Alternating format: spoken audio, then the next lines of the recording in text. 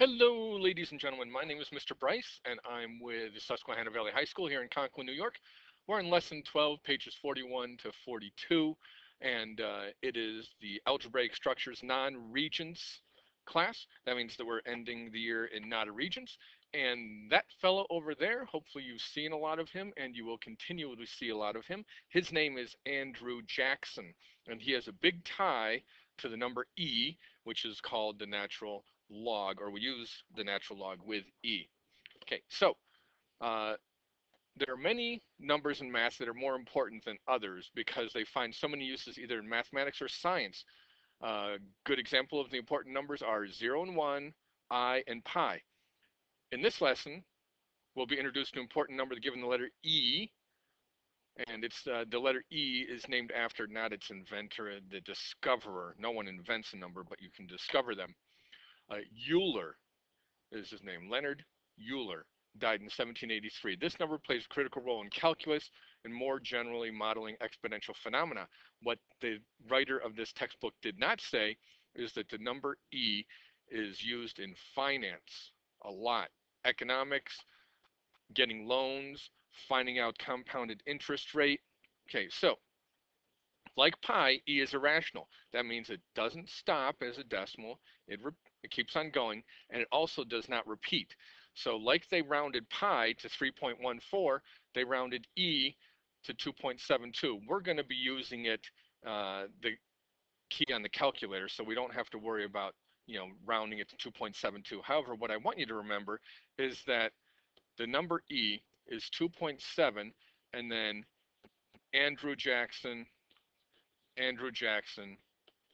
isosceles right triangle. What does that mean? It means it's 2.7. Andrew Jackson was elected president in 1828, and it is repeated twice, 1828. And then isosceles right triangle has angles of 45, 90, and 45 degrees. So that is a little bit longer out on the number E. Which of the following graphs below shows y equals e to the x, and explain your choice? Well, it's obviously choice 2 because we know that e is greater than 1 and the function is increasing. You're going to have to write that in yourself. I just typed it in beforehand. Very often, E is involved in exponential modeling, both increasing and decreasing quantities. So that means that X is going to be, increasing when we're spending money. It's going to be decreasing, losing money on the stock market. The creation of these models is beyond the scope of this course, but we can still work with simplified ones. The population of llamas on a tropical island. Really? Tropical island?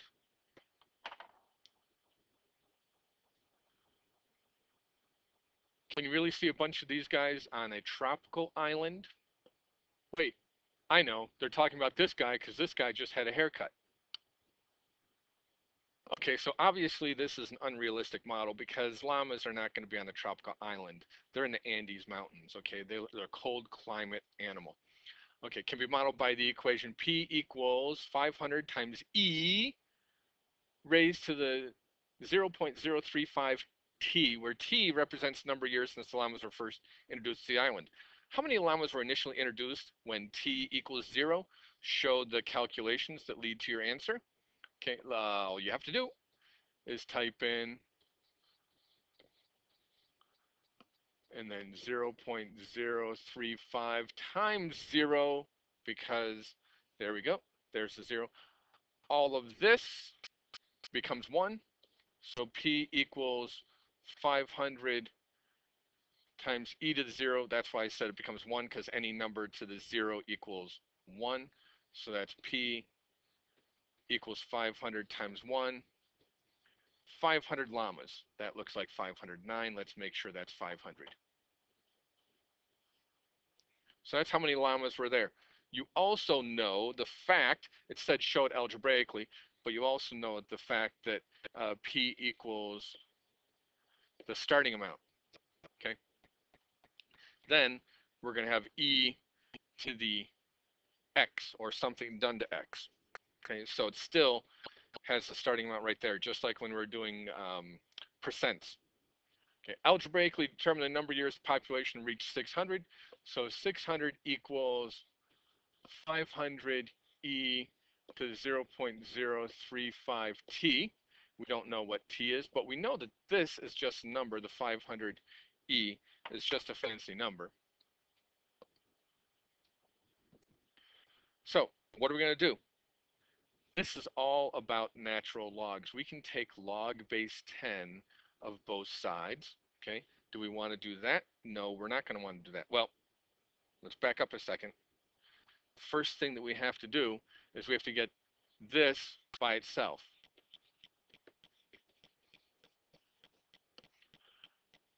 You may think that everything on the right-hand side is by itself, but it isn't. There's a 500 hanging out with it. So we divide both sides by 500.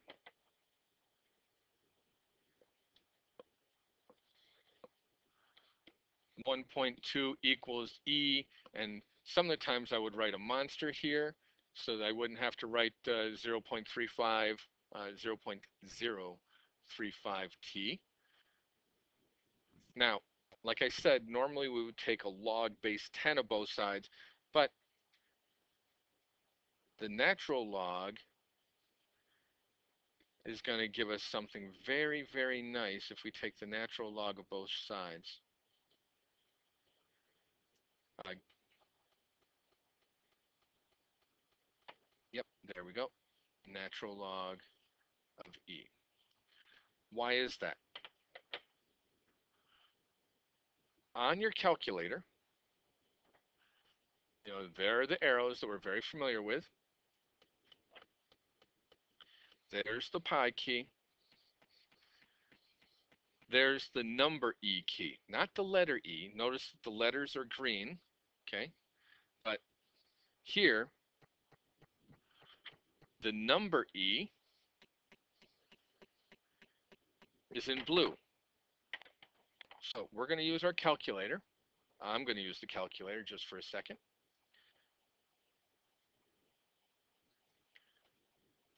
And I'm going to take the natural log. The natural log is right next to the 4. Natural log, and then since it is blue, I hit second, and then divide, and there's the number E. The natural log of E equals, ooh, cool, equals 1. So that means that this is just 1. 0.035T, because 1 times anything is itself, and then we take the natural log of 2. Oh, sorry, 1.2. So let's take the natural log of 1.2, and we get 1823.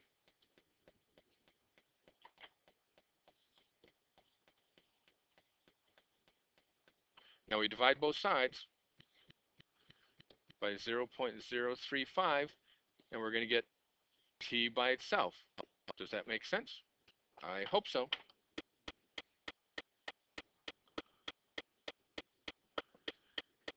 And when I do the division, I get 5.21. It says round to the nearest tenth of a year, so it's 5.2.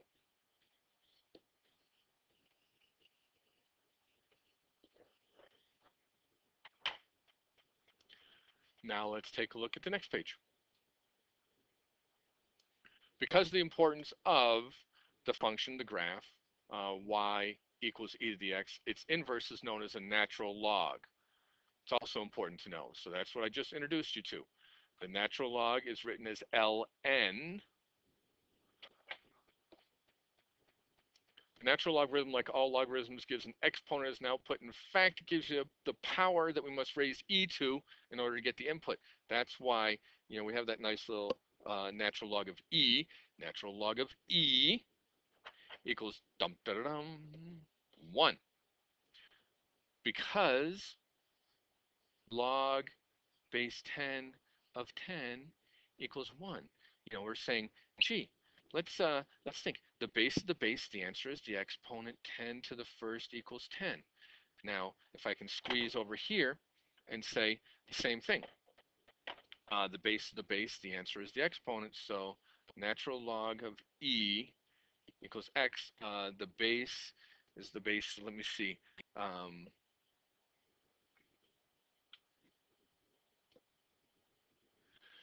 So here, the natural log, the base is e, so e to the x equals e, and then we have, what is that? That's, let me see. Oh, yeah, you just matched them up, the x and the 1. So x equals 1. You got that? So that is a long explanation as to why the natural log of e equals 1, but it's very important. I even put a little star next to it. That's how important it is. So what's the natural log of 1? The natural log of 1 is 0. If you remember the natural log graph, or any log graph, looks like that, has a vertical asymptote, and it always crosses when x is 1, y is 0. Okay, it always crosses the x-axis at that spot. Now here, for the second one, or for the third one, choice C, we're going to be using this principle that we learned right here. We'll use the exponent rule, and we'll make it 5 natural log of e, and that whole thing just becomes 1, so it's just 5. The natural log of e to the 1/2, I didn't pull that 1/2 out of up my sleeve or anything like that. Remember, the square root is the same thing as raising something to the 1/2. So it's 1/2 the natural log of e, and again, that's just 1, so the answer is 1/2. Natural logarithm follows 3 basic log rules. So all the same log rules that we have, the exponent rule, the product rule, and the quotient rule, they follow. So question number 4, which of the following is equivalent to natural log of x cubed divided by e squared? Remember, we don't have natural log divided by natural log, so we can do this using the quotient rule. It's the same thing as the natural log of x cubed minus the natural log of e squared. So using the power rule, we're going to use natural log of x minus 2, sorry, 3 natural log of x minus 2 natural log of e. What have I been saying for the last couple minutes? That equals 1. So it's 3 natural log of x minus 2. A lot of hot liquid is cooling in a room whose temperature is constant. The temperature can be modeled using the exponential function shown below. Okay, notice that we have a negative number right there. So that means that the temperature is decreasing. M is the number of minutes it's been cooling. What's the initial temperature of the water at M equals 0? Do it without using your calculator. Let me see. When it equals 0, again, we can do this the long way. Times 0. So the exponent is going to be 1, 0. Sorry, the exponent is going to be 0, making this whole thing 1. So it's 101 times 1 plus 67. 168 degrees. A hot cup of coffee. How do you interpret the statement that T of 60 equals 83.7? Well, remember, this refers to minutes. So this is 60 minutes equals 83.7 degrees. Simple, straightforward interpretation. Using the natural log, determine algebraically when the temperature of the liquid will reach 100 degrees Fahrenheit. Show the steps in your solution. Round to the nearest tenth of a minute. So, first thing that we know is that it's going to be 100 is going to be the answer, so that's where T of M is, equals 101 e to the monster, e to the monster, negative 0.03 m plus 67. I'm going to subtract 67 because you get rid of addition and subtraction first, just like you've been doing since third grade. And we get 33 equals 101e to the negative 0.03 m. Then you divide by 101 because we get rid of multiplication and division next. And we get 0.3267 equals e to the negative 0.03 m. The big clue it said was use your natural log.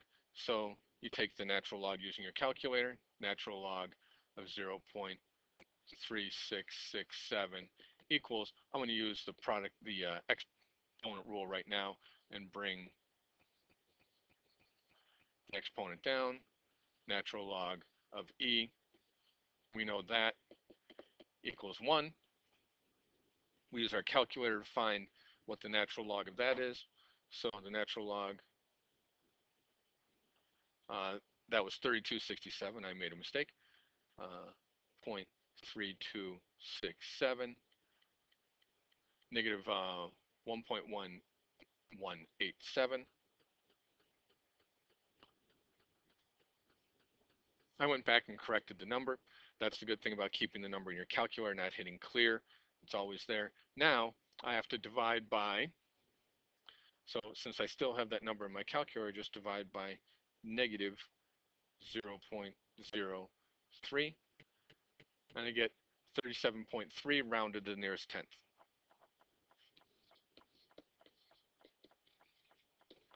So 37.3 minutes. So if you have any questions on these two pages, you can either watch it again or ask me in class. You can always also ask me during study halls or after school. Thank you. The next two pages are homework. I'll see you later.